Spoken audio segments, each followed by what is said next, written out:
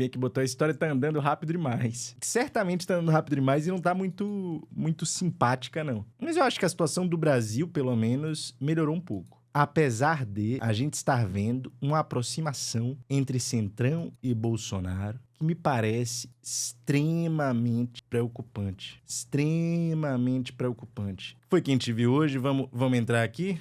Centrão aposta em Bolsonaro, ou melhor, Centrão aposta em Bolsonaro indiretamente. As apostas mais precisas são em Tarcísio de Freitas e na anistia, na dita anistia. Hoje a gente teve uma adesão, o Juscelino Filho, que tinha saído do governo ontem, do União Brasil, afastou um pouco a União Brasil do governo com isso, apesar de ainda, teoricamente, fazer parte da base de Lula. O União Brasil se aproximou claramente do Bolsonaro. O Elmar Nascimento, que é um dos principais políticos do União Brasil, inclusive da Bahia, deu uma entrevista hoje. O Elmar Nascimento que, enfim, quase foi presidente da Câmara, foi o principal concorrente do Hugo Mota nas eleições de bastidores, nas articulações de bastidores. E ele é próximo de ACM Neto. Em Brasília ele tem muita ascendência e tal, não se limita a ACM Neto, mas ele é próximo de ACM Neto. Ele tá aqui debochando da candidatura do Caiado, falando que, vai ser Lula e Bolsonaro, e a gente tá atendendo pro candidato de Bolsonaro. A gente tá atendendo pro candidato de Bolsonaro. E olha, mais de 70 partidos da base aliada de Lula assinam urgência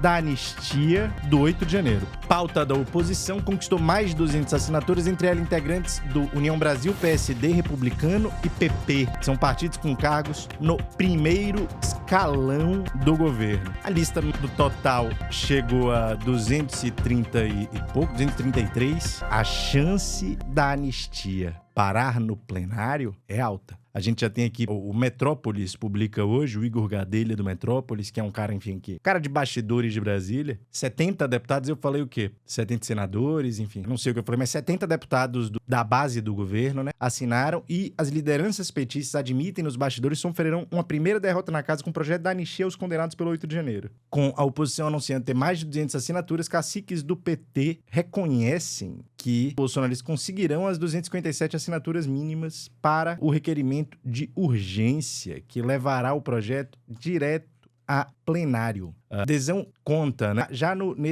nessa levada de hoje. Tem até a lista aqui do pessoal que assinou. Tem Reinhold Stefanes, que já foi ministro, inclusive do governo PT, mas tem gente como Sargento Faur, é da base do Lula, mas do PSD. Diego Garcia. Bolsonaristas claros, né, que engrossam um pouco esse número da base de Lula. E a Kim Kataguiri, meu Deus, o MBL sabe o que aconteceu. O MBL sabe o que aconteceu. O MBL tá querendo puxar o saco da extrema-direita. Até, enfim, decepção. Não que tivesse imensas expectativas pelo Kim, mas acho meio decepção. Delegado Palumbo, gente, enfim, bastante próximo ao bolsonarismo assinou, mas gente ali do Centrão. E por que o pessoal tá querendo comprar essa briga agora? Eu falei 70 partidos, são 70 deputados e não 70 partidos, por óbvio. São 70 deputados e placar atualizado dos deputados que apoiam a urgência, 233. São necessários 257. Ou seja, faltam 24 parlamentares, o que não é difícil. E aí vão levar a plenário. Mesmo que levem a plenário, o STF vai julgar. E aí fica o STF tendo que comprar dois conflitos com a Câmara.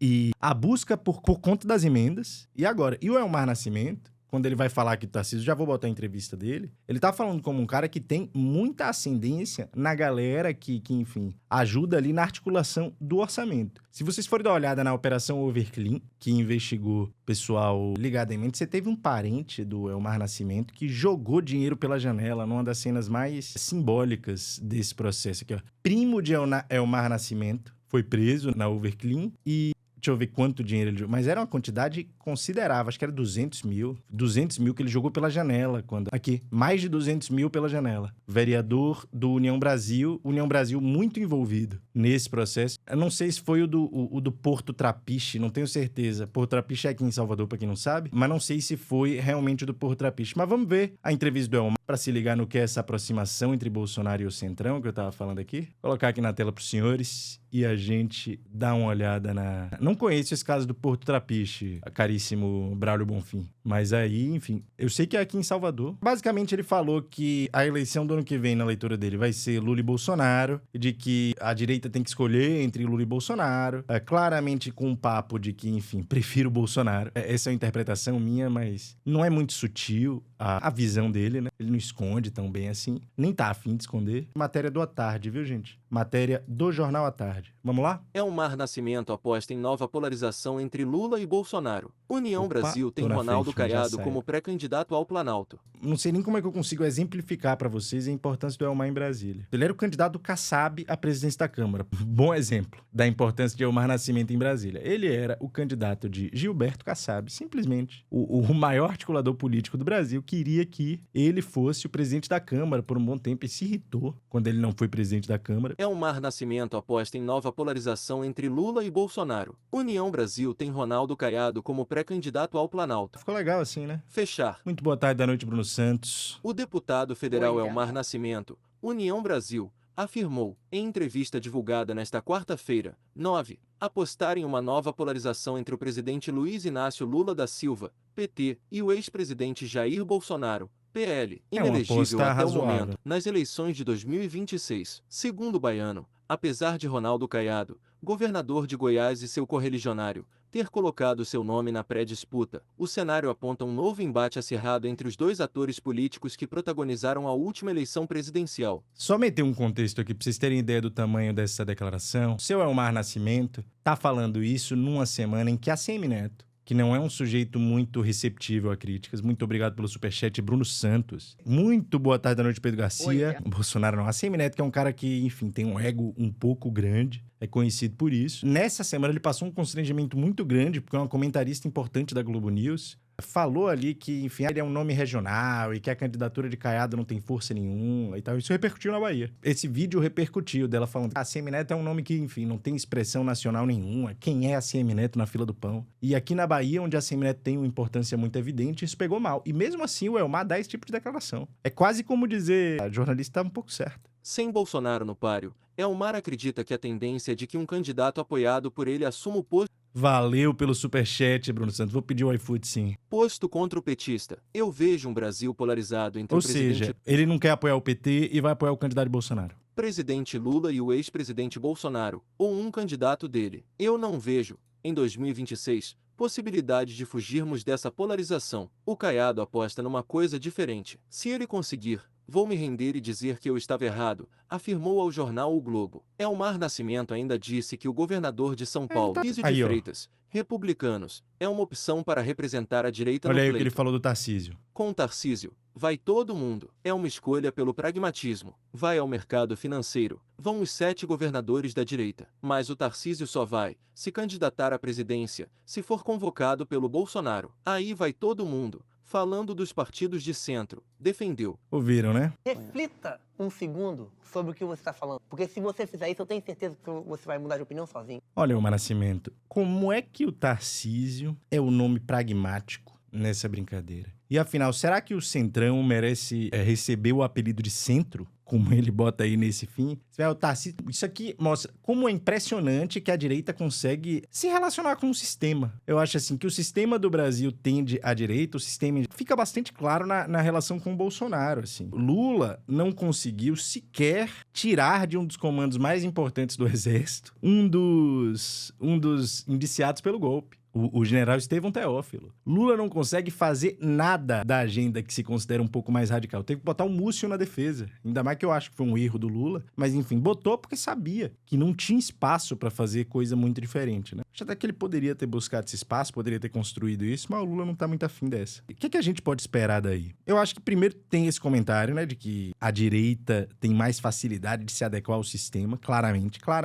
Em segunda medida, o sistema adere porque Bolsonaro oferece alguma coisa pro sistema. O que é que Bolsonaro oferece? Passar a boiada do orçamento público, meter orçamento secreto. O orçamento secreto andou junto com a pauta do golpe quando surgiu e continua junto com a pauta do golpe. Porque esse nível de bagunça só é permitido nesse caso. Então, assim, o Centrão, ele meio que confessa nesse processo. E todo mundo que meio que tenta negar o colocar Tarcísio como um nome super moderado, etc. E não dá nenhum tipo de responsabilidade política a ele por um apoio no mínimo, a negligência com o golpismo, enfim. É apoio ao golpismo indireto, no mínimo que ele deu. No mínimo.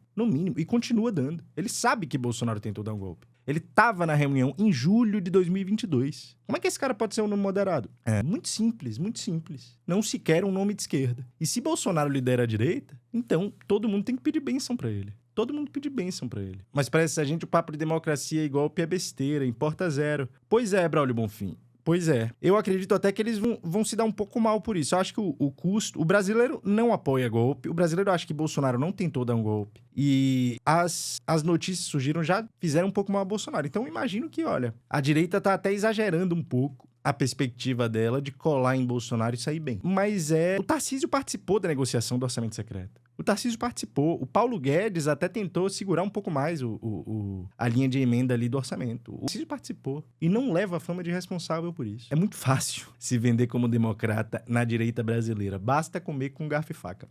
E nessa, o que a gente tá vendo em meio, o Elmar Nascimento, que é um dos caras mais preocupados com investigação de emenda, tá liderando esse movimento de falar claramente, ele sendo do União Brasil, falando claramente. E aliás, Tarcísio é do Republicanos, que tem ministro. E o Elmar claramente qual é o plano. Qual é o plano? É vender o Tarcísio para Bolsonaro e falar, vai todo mundo. Os 7 apoiam o Tarcísio. 7 governadores da direita apoiam o Tarcísio. Quais são os 7 governadores da direita que ele tá colocando? Ó, Caiado. O quarteto a gente já sabe. Caiado, Zema, Ratinho, Tarcísio. Quem mais? Ratinho, Tarcísio. Quem mais vai nos 7 governadores da direita? Curioso. Jorginho Melo.